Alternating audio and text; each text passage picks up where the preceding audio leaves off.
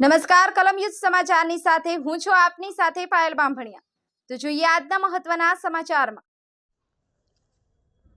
Bhil federation of India નાની નરોલી દ્વારા દાહોદ જિલ્લાના સિંગવડ તાલુકાની તોણી પ્રાથમિક શાળાના આચાર્ય ગોવિંદ નટ દ્વારા 6 વર્ષની માસૂમ બાળકી ઉપર દુષ્કર્મ ગુજારી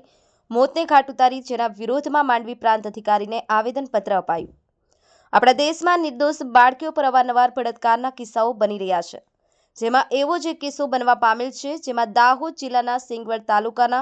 તોણી પ્રાથમિક શાળાના આચાર્ય ગોવિંદ નટ દ્વારા પ્રાથમિક શાળામાં ધોરણ 1માં અભ્યાસ કરતી માત્ર 6 વર્ષની દીકરીની તારીખ 19/9/2024ના રોજ પોતાની કારમાં લઈ જઈ ફૂલ જેવી માસૂમ બાળકી પર પોતાની હવસ સંતોષવા માટે જે તે જગ્યાએ લઈ જઈ બળાત્કાર ગુજારતી બાળકીની દમ ઘૂંટી મોતના ઘાટ ઉતારી લાશને ફેંકી દેવામાં આવી હતી,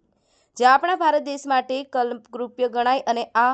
નરાધમોને ફાસ્ટ ટ્રેક કોર્ટમાં કેસ ચલાવી ટૂંક સમયમાં ફાંસીની સજા આપવામાં આવે અને ન્યાયના દાખલારૂપ ઉદાહરણ પૂરું પાડવામાં આવે, જેથી ભવિષ્યમાં પણ કોઈ નરાધમ આવી હરકત ન કરે અને બાળકીના પરિવારને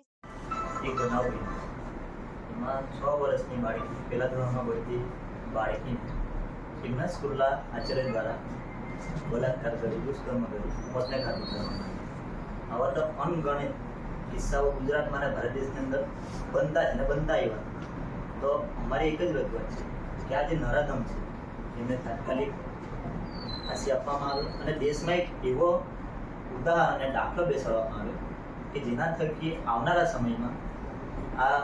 જે દુષ્કર્મ કરનાર કે બલાત્કાર કરનાર કે જે હવસી જે હવસપણું જે પોતાના માનસિક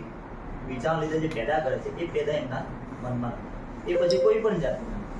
હિન્દુએ, આદિવાસી, મુસ્લિમ કોઈ પણ જાતના ભારત દેશની અંદર જે બેન દીકરીઓ રહે છે એમની સલામતી માટે એક એવો કાયદો કરવા। જય ભારત, જય સંવિધાન, જય આદિવાસી, જય જુહાન। હું Ajay Vasava, Bhil federation of India Surat જિલ્લા છાત્ર સંગઠન તરીકે અત્યારે કામગીરી કરું છું। આજે જે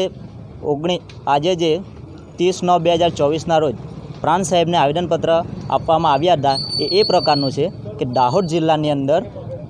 6 વર્ષની બાળકીને એમના જ પ્રાથમિક શાળાના આચાર્ય,